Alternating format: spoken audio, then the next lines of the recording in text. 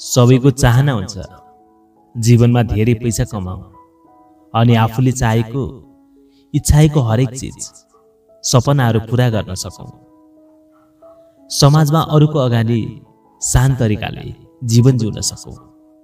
हाम्रो समाजमा पनि यही छ, जोसँग पैसा छ, जसले धेरै पैसा कमाउँछ उसलाई हेर्ने नजर फरक छ। त्यसैले जसरी पनि पैसा कमाउनु पर्छ। तर के तपाईले कहिले सोच्नु भएको छ कि कमाई एउटा संख्या मात्र हो, तपाईले कति कमाउनुहुन्छ भन्ने कुराले फरक पार्दैन। त्यो पैसालाई तपाईले के सम्म गर्न सक्नुहुन्छ भन्ने ठूलो कुरो हो। महिनामा 1 लाख रुपैयाँ कमाउने तर आफ्नो आवश्यकता पूरा गर्न नसक्ने मानिसहरू पनि हाम्रो समाजमा धेरै छन्। ती मानिसहरूको जीवन अनि गरिबको जीवनमा के फरक छ? अर्कोतर्फ महिनामा 50,000 रुपैयाँ कमाउने तर आफ्नो आवश्यकता पूरा गर्ने व्यक्ति सुखी र सन्तुष्ट देखिन्छ, या छन् भने ती सन्तुष्ट व्यक्ति हुन्। त्यसकारण साथीहरू, यदि तपाई आफ्नो कमाईबाट सन्तुष्ट हुनुहुन्न भने यसको मतलब यो होइन कि तपाईले कम कमाउनु भयो। यसको मतलब तपाईले आफ्नो कमाई सही रूपमा प्रयोग गरिरहनु भएको छैन। साथीहरू, आजको श्रृङ्खलामा यही विषयलाई लिएर छोटो कथा लिएर आएका छौँ।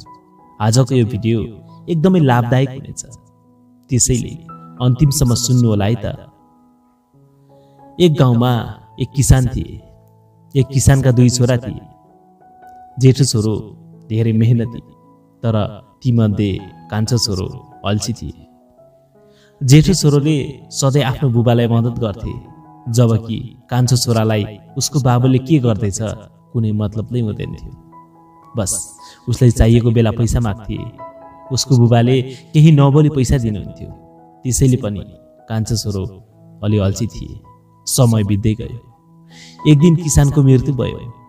किसानको मृत्यु भएपछि 2 छोरा बीच झगडा हुन थाल्यो। जेठो छोरोले भन्थे, भाइ सधैँ यसरी जीवन चल्दैन, अब बाबु पनि हुनुहुन्न, हामी आफैले केही गर्नुपर्छ, मलाई सहयोग गर। तर कान्छो छोरोले भन्ने गर्थे, बाबुको सबै सम्पत्ति आफैले राखस्, मलाई दिएनस्। सधैँको झगडाले गर्दा एक दिन दाजुभाइले बाबुको सम्पत्ति बाँडफाँड गरे अनि आफ्नै तरिकाले बस्न थाले।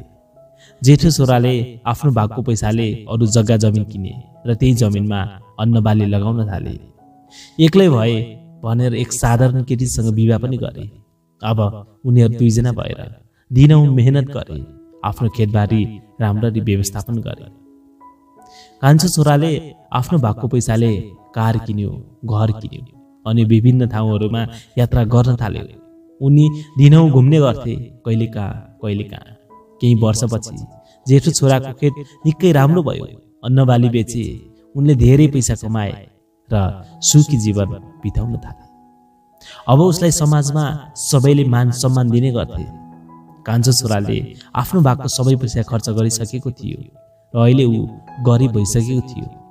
अनि एक दिन ऊ आफ्नो दाइ कहाँ मद्दत माग्न गए, तर दाइले उसको मद्दतलाई अस्वीकार गरिदिए। त्यसैले कान्छो छोरा धेरै दुखी भयो। उसलाई अब आफूले गरेको खर्च वा मोज मस्तीमा पछुतो लाग्न थाल्यो। अब उसले सोच्न थाले, म यस्तो किन भए, कसरी भए? यही कुराहरूले उसलाई सताइरहेको थियो। एक दिन उसले एक बुद्धिमानी मानिसलाई भेट्यो। ती मानिसले उसलाई बुझाए कि तिमीले कति पैसा कमाउँछौ त्यो फरक पर्दैन, तिमीले कमाएको पैसाले के कतिसम्म गर्न सक्छौ त्यसले फरक पार्छ।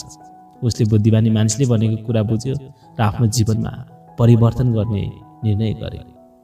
अब उसँग केही रकम मात्र बाँकी थियो। आफ्नो भएको थोरै जमिनमा अन्नबालीहरू लगाउन थाले। केही सिक्नको लागि अब ऊ आफ्नो दाइको खेतमा काम गर्न जान थाले र दाइसँग धेरै मेहनत गर्न थाले। केही वर्षपछि ऊ पनि दाजु जस्तै सफल भयो, खुसी र समृद्ध जीवन बिताउन थाल्यो। एक दिन काम गर्दै गर्दा उसको दाइले भाइलाई सोध्यो, भाइ तिमी कसरी परिवर्तन भयो? पहिला त न बाबुले परिवर्तन गर्न सक्नुभयो न मैले। यो सुनेपछि भाइले भने, दाइ जब मसँग पैसा सकिँदै थियो एक दिन सोच आयो, यो पैसा सकिएपछि मैले के गरेँ? यो भन्दा पहिला यो सोच कहिले आएको थिएन। म झसङ्ग भएँ अनि एक बुद्धिमानी मानिस खोज्दै गएँ। उहाँले भन्नुभयो, सबैभन्दा पहिला आफ्नो आम्दानी बढाउनको लागि तपाईँले आफ्नो आय कसरी सही रूपमा प्रयोग गर्न सक्नुहुन्छ भनेर पत्ता लगाउनु पर्छ भन्नुभयो।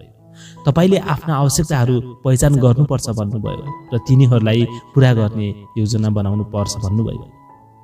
फेरि बुद्धिमानी मानिसले भन्नुभयो, आफ्नो आय बढाउनको लागि तपाईँले आफ्नो सिप र क्षमताहरू सुधार गर्न आवश्यक छ। तपाईँले चिजहरू सिक्नुपर्छ जसले तपाईँलाई थप पैसा कमाउन मद्दत गर्न सक्छ। तपाईँले आफ्नो आय बढाउनको लागि तपाईँले आफ्नो लक्ष्यहरू सेट गर्न आवश्यक छ। तपाईँको कमाइसँग तपाईँ के प्राप्त गर्न चाहनुहुन्छ जान्न आवश्यक छ। तपाईँले कडा मेहनत र लगनशीलपूर्वक काम गर्नुपर्छ। तपाईँ आफ्नो लक्ष्य हासिल गर्न दृढ सङ्कल्पमा हुनुपर्छ। यति भनेर दाजुभाइले फेरि खेतमा काम गर्न थाले। साथीहरू, आजको यो छोटो कथाले यो भन्न खोजिएको छ कि सधैँ सम्झनुहोस् कि तपाईँले कति कमाउनुहुन्छ यसले फरक पार्दैन, तपाईँले कति गर्न सक्नुहुन्छ भन्ने कुराले फरक पार्ने गर्छ। आफ्नो आय बढाउनको लागि तपाईँले आफ्नो आवश्यकताहरू पहिचान गर्नुपर्छ, आफ्नो सिप र क्षमताहरू सुधार गर्नुपर्छ, आफ्नो लक्ष्यहरू सेट गर्नुपर्छ र मेहनत गर्नुपर्छ। त्यसैले आजदेखि आफ्नो आय बढाउन योजना बनाउन सुरु गर्नुहोस्।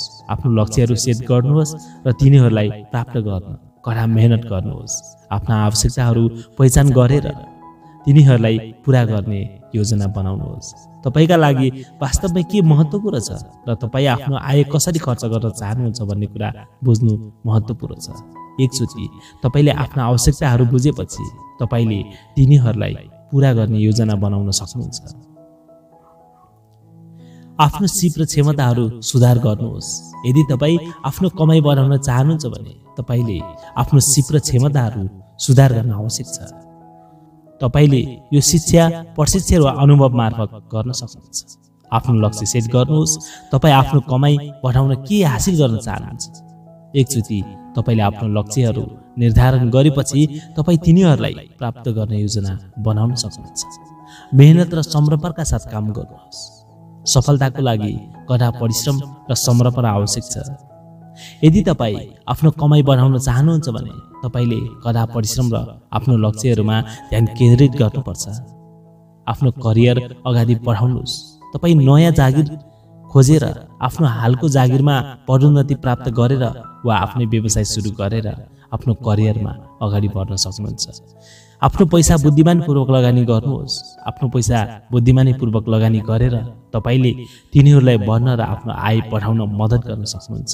थप आय स्रोत खोज्नुहोस्। तपाईँले पार्ट टाइम जागिर लिने, स्वतन्त्रता काम गर्ने वा व्यवसाय सुरु गर्ने जस्ता आयका थप स्रोतहरू खोजेर आफ्नो आय बढाउन सक्नुहुन्छ।